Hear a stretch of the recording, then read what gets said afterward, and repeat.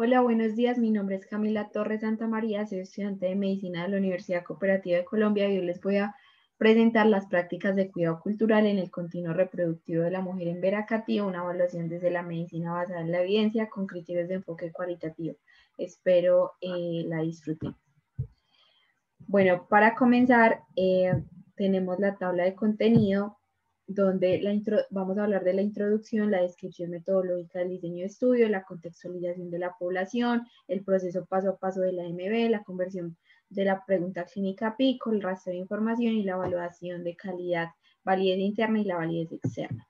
En cuanto a la definición de la etnografía, tenemos que según la Real Academia Española, la etnografía es un estudio descriptivo de las costumbres y tradiciones de los pueblos.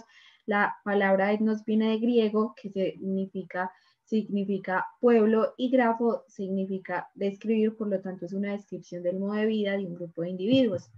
Las características principales de la etnografía es que es de carácter fenomenológico o émico, es decir, que es el resultado de las actitudes y virtudes internas del individuo, es holística y naturalista, es decir, que la etno recoge esa visión global del ámbito social, estudiado desde varios puntos de vista, ya sea por el investigador o desde los miembros del grupo. Tiene un carácter inductivo, es decir, que se basa en la experiencia y la exploración a primera mano sobre ese escenario social a partir pues, de la observación, generando categorías, y la permanencia relativamente es persistente por parte del etnógrafo, esto con el fin de ganarse la confianza de la comunidad. Los tipos de etnografía son las tradicionales, donde están centradas en describir y explicar la cultura de esa comunidad y donde el etnógrafo permanece periodos prolongados. La holística lo que hace es que interpreta y explica los fenómenos sociales, mientras que la interpretativa lo que hace es que describe cómo investigar a esa comunidad desde los fenómenos sociales. La microetnografía es una investigación que amerita poco tiempo y solo es un investigador que lo hace, mientras que la macroetnografía es un trabajo que se puede extender a varios años y tiene la participación de varios investigadores. La contextualización de la población de interés, entonces tenemos al pueblo en Veracatío, que están ubicados en el departamento de Córdoba, Antioquia, Chocó, Caldas y Putumayo, y tienen asentamientos en los países de Panamá y Ecuador, siendo el departamento de Antioquia donde tienen más población en Vera, con un 33,5, seguido de Chocó, seguido de Córdoba, y en las áreas urbanas también hay. Es importante decir que desde el punto de vista de distribución geográfica se distinguen varios grupos en Vera, que son los Dovida, los Oivida y los Ellavida. Los Dovida son personas de Río y ellos están ubicados en 24 municipios del Chocó y su principal elemento es el agua, es importante para su sistema de vida. Los Oivida son gente de selva, mientras que los Ellavida son gente de montaña, y en los Ellavida se encuentran los Catío y los Chamí, de los cuales vamos a hablar, que son los Catío, y son conocedores del ciclo de la fauna y flora en sus territorios. Entonces, independientemente, pues, se va a hablar, pues, como ya lo dije anterior, están ubicados en Córdoba y en Chocó. En Córdoba es un departamento localizado en la parte noroccidental de Colombia, y los en Vera se encuentran en los municipios de Terra Alta, Tuchín y San Andrés. Y en el Chocó están ubicados, pues este departamento está ubicado en el noroccidente de Colombia, entre las fronteras con el mar Pacífico, Caribe y Panamá. El 90% de su raza es negra y el 4% restante es indígena, pero independientemente de donde estén situados los en Vera, ellos comparten su misma economía porque pues son catío, y su economía se basa en la agricultura en este momento, con el cultivo de maíz y plátano. La mujer en Veracatío, ¿quién es? La mujer en Veracatío, en su propia cultura, es vista como una persona demasiado importante por la capacidad de dar vida y asegurar esa extensión de etnia a través del tiempo. Es muy importante hacer una comparación entre la maternidad del sistema tradicional y el sistema médico occidental. En el sistema médico tradicional indígena, la maternidad es vista como una etapa natural de la vida, donde no es solo individual para la madre, sino que vive de manera colectiva, o sea, interviene toda su comunidad, toda la naturaleza, todo su entorno, mientras que el sistema médico occidental, la maternidad es vista como una etapa de riesgo donde hay que tener cuidados a la mamá y es individual para la madre, no interviene la familia ni nada de esto.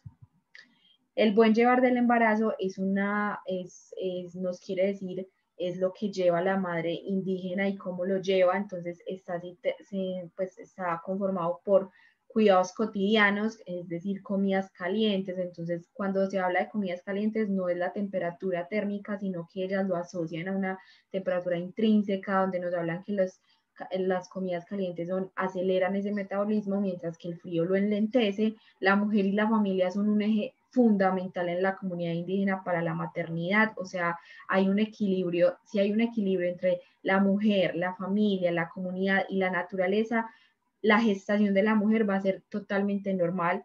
Eso es lo que pretende llevar la partera y el médico tradicional, ese equilibrio, mantener ese equilibrio.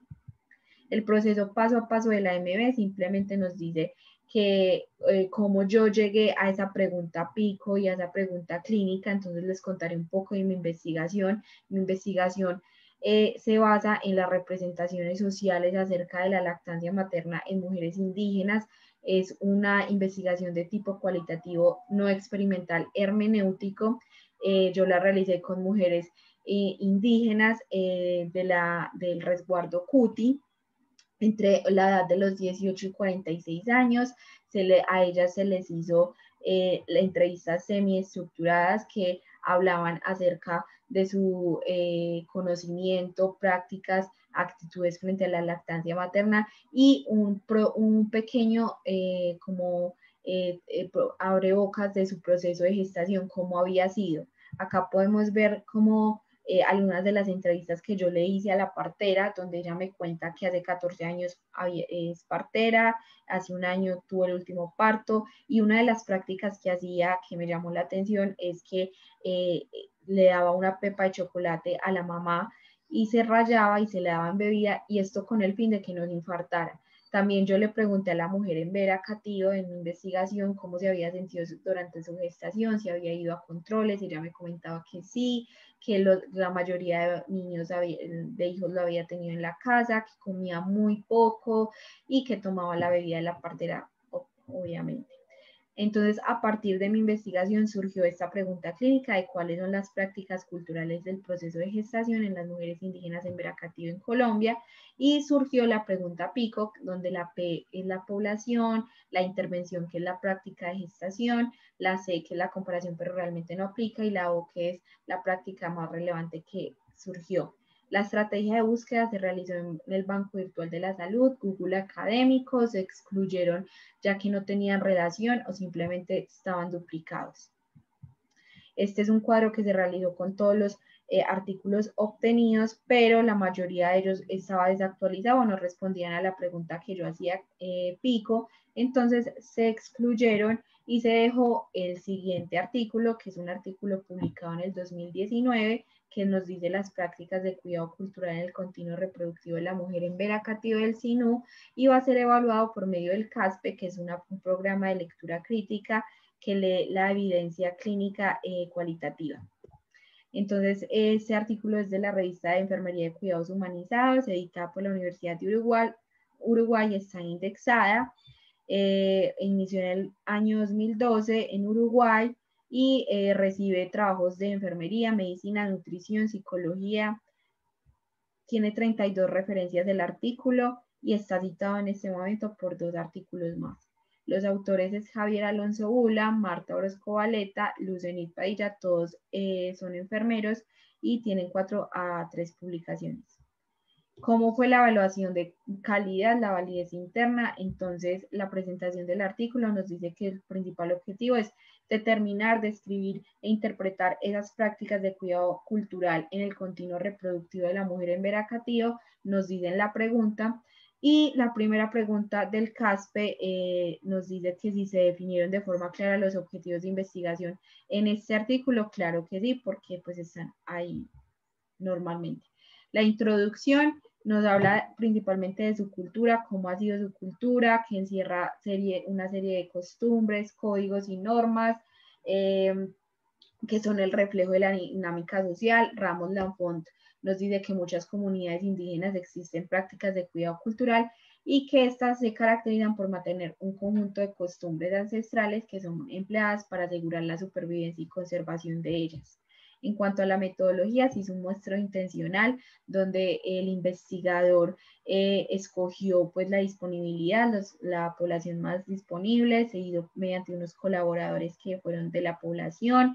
Es una investigación tipo cualitativa de tipo etnográfico interpretativo, y para este estudio se escogió la etnoenfermería como un método para la cual la etnoenfermería lo que hace es que nos describe la forma de vida de un grupo cultural, el relato de su conducta y el modo en que perciben y conocen su universo. A lo que, dicho lo anterior, responde a las dos preguntas del CASPE, y es si es congruente la metodología cualitativa y si el método de investigación es adecuado. Claro que sí, porque el investigador pues hace explícito y justifica el método elegido. En cuanto a la obtención de la muestra, se obtuvieron pues por los colaboradores que permitieron esa inmersión al campo, y se obtuvo la muestra de 8 mujeres indígenas en vera, en edad reproductiva, en gestación y en posparto. Y en cuanto a la recolección de la información, se hizo por la inserción de campo, donde el investigador solo iba y observaba, y el trabajo de campo, donde ya el investigador realmente participaba. Lo que nos responde a la siguiente pregunta, que si es la estrategia de selección de participantes es congruente a la pregunta de investigación. Claro que sí, porque hay una explicación relativa de cómo se seleccionó a la muestra y cómo seleccionó esos participantes. Entonces, para la obtención de la información se hizo mediante la observación. La primera etapa fue observar y no participar, y la segunda etapa el investigador sí participó, sí se involucró en la comunidad, y cuando ya veía que no habían datos nuevos se separó totalmente, y además se les hizo entrevistas a la comunidad. Lo que responde a las siguientes preguntas del CASPE, que si las técnicas de recogida de datos fueron congruentes. Claro que sí. Y si se ha reflexionado sobre la relación entre el investigador y objeto de investigación, sí. Y si se han tenido en cuenta los aspectos éticos, claro que sí. A esta investigación se pidió consentimiento informado. En este estudio el análisis se hizo por el facilitador del sol naciente propuesto por Leininger. Leininger es una enfermera promotora de la teoría de enfermería transcultural. La enfermería transcultural lo que nos dice es que ella proporciona unos cuidados responsables y coherentes, y estos cuidados se ajustan a las necesidades y a la realidad del paciente. El facilitador del sol naciente, lo que nos llama la atención es que estudia la cosmovisión o sea, el saber pues de la comunidad y todo su entorno, y por medio de esto surgen las categorías que ya les voy a explicar.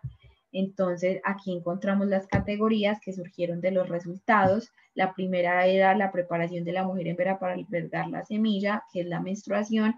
La subcategoría es el inicio de la vida fértil, donde se practica el Gemené, que es un ritual que hace de niña a mujer en la primera llegada de la menstruación. Cómo es el rol de la mujer en vera, que es pues una parte fundamental. Y estos son varios conceptos o relatos que nos mostraban de entrevistas de la madre, donde cómo era su cuidado, que debe evitar el frío, que debe estar quieta, que no se puede mover. Y la resolución de la pregunta, si no la responde, claro que sí, porque nos hablan de esas prácticas culturales en este artículo. Nos habla de las prácticas culturales de la gestación en las mujeres indígenas, nos habla que el embarazo es un acontecimiento social, familiar, es un tiempo de expansión de la familia, de la comunidad, y conserva la salud, y se debe conservar la salud y el bienestar de la madre y del bebé. Las subcategorías del embarazo, donde nos hablaban de los síntomas principales de la embarazada, que ella reconoce la importancia de sentirse apoyada por la familia, debe evitar esos oficios de hogar que lleven a esfuerzos. Entonces, este es uno de los relatos.